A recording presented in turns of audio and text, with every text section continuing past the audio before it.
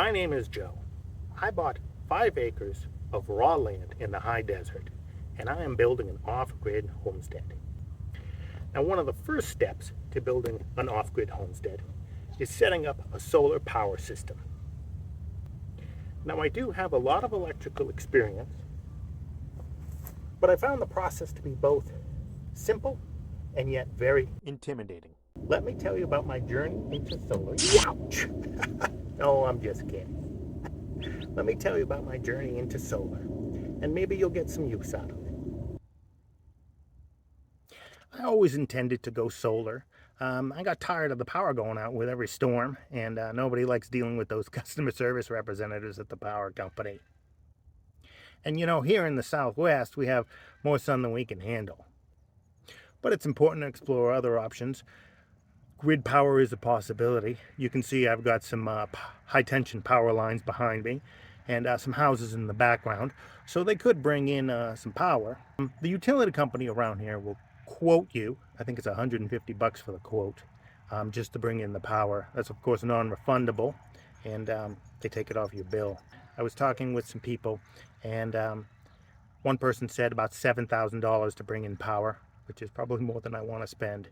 Another person said $25 a foot, which is way more than $7,000. I mean, for those prices, I can build a world-class solar system and I wouldn't have to pay for power every month.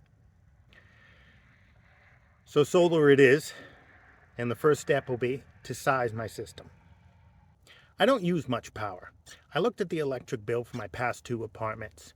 One of them was about 3.5 kilowatt hours a day. The other one was over 11. Now that's a 3 times difference. So I looked into it. I mean, how can that be? It's like a 3 times different. And one of them, I had a gas hookup, and the other one was all electric. So here off grid, I'm going to use as much propane as I can. So I'm looking at about 3-4 kilowatt hours per day for my solar system. Now, lithium batteries shouldn't cycle more than 80%. So you divide your 3.5 or 4 by 80%, and you get how much battery capacity you need. And for me, that's about 4.5 kilowatt hours per day. Now I need to size my panels. There are maps available that show you solar hours per day. Now these vary by map, but I see that I can get about 6 solar hours per day. So 4.5 kilowatt hours divided by 6 is around 800 watts of panels. Now here is where I stopped following most advice on YouTube. It's my off-grid system. I'm going to design it how I want. Quick disclaimer, my system is a temporary off-grid system, but I think in most places you're going to need a permit for all of this stuff. And when you get permits, you have to do what they say. But of course, you know, what the government doesn't know won't hurt you. But these solar arrays are pretty visible. I think everybody's going to know you put one in. Okay, back to thinking outside the box. Common piece of advice I hear is you're going to want to size this system much bigger than you think. You're going to want to grow into it. You're always going to need more power than you think they do. But I don't like that advice. I like a more modular approach. I think you would install a system for what you need. And when you need more, install a second system. For example, I don't have AC hooked up yet. But when I'm ready to get AC, I'll simply install a system dedicated for my AC. When I need to wire up my shed, I'll just put a little system for my shed. I do see that commonly done for things like a well pump and other things that are very far away from your house. They don't want to trench and run the wires, so they put in a separate system. But I think right next to it, you can have 2 systems running into your house.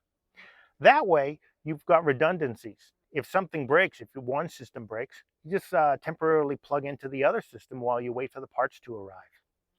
And when you look at price, it usually ends up being about the same per kilowatt hour. 2 battery banks, it's the same price as 1 big battery bank. A 5,000 watt inverter is the same price as 2 2,500 watt inverters. It all seems to work out the same, so there's really no reason not to split your systems up. And I'm sure I have a lot of other out-of-the-box ideas, and we'll get to them as they come up. And now it was time for me to buy all my parts. And from what I can tell, all of this stuff is made in the same factory in China. If you look, a lot of times they're identical. They just slap a different brand label on it. So I really don't think there's a lot of difference in quality. Um, and as for warranties, all my parts last a year. But if they break in 5 years, will any of these companies be around? Will you be able to get a return? I'm not too sure about that. You might as well just go for lowest price. I usually buy everything off of Amazon. They got a great return policy, and great customer service, and a great selection. So might as well just buy it off of Amazon instead of dealing with individual drop shippers. I had to make sure everything was compatible. For example, I went with a 12-volt system. I know a lot of people don't like that, but it's just so common and everything is easy to find. 12-volt inverters, 12-volt batteries, 12-volt panels. And again, I find the price per watt hour to be the same. One 24-volt battery is the same price as two 12-volt batteries. So it's really up to whatever you feel like. I chose 12-volt. Maybe next time I'll go with 24.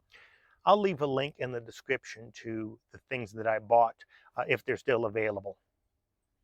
Once I had all my parts, it was time to build my system. I faced my panels south, true south or magnetic south. I didn't think I was really going to notice the difference. I angled my panels the angle of my latitude, about 32 degrees over here. Again, a few degrees won't really make that much of a difference. I think keeping the panels dust-free and clean has a bigger impact. I used an online calculator to find measurements of a right triangle. I knew the size of my panels and my incline angle, so the calculator gave me the other measurements I needed. I made a simple frame of wood. It's set 24 inches deep into concrete, and so far that's worked fine. It has withstood several 70-mile-per-hour wind gusts with no damage at all. It's held together with a few carriage bolts and nails. The setup is very simple. This diagram is all there is to it. Panels are connected to the charge controller. The charge controller, inverter, and batteries are all connected together. And positive is always connected to positive. Negative is always connected to negative. It really is just that simple. And if you want to put in multiple panels or multiple batteries, it's really just the same hookup. Just replace one panel or battery with several. Everything else stays the same. Of course, with multiples of each, a bus bar is a good idea. And you'll want to put disconnect switches wherever you see appropriate. Circuit breakers and grounding is also important.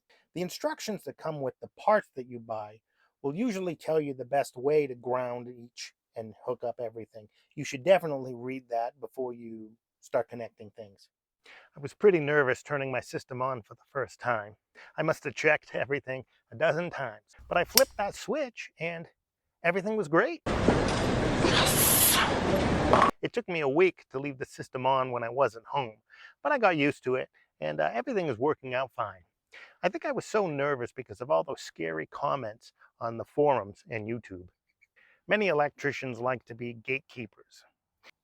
I remember many years ago I wanted to extend an outlet, so I asked an electrician friend of mine if I should use 12-gauge wire. And he said, 12-gauge? You want to blow this place up? So I said, what, 10-gauge then? And he said, hey, I just don't want you to burn the place to the ground. 12-gauge was fine, and I get it. I'm asking him for free advice. That's his profession. But it was such a small job. It was basically running an extension cord. I don't think he would have taken it anyway. But if he was a little nicer about it, I might have tried to hire him for that or another job. I'm very happy with my system. Eventually, I may expand it or run a parallel system. That may have to wait till I have a little more money, but all in all, this was a DIY success. The lesson I learned was to do my research, but not too much research. There are a lot of opinions out there, and it's easy for me to confuse myself. I need to learn what I need to learn, and then I have to trust myself to do the rest. Thanks for watching. If you like this content, please like, comment, and subscribe, and I'll see you on the next video.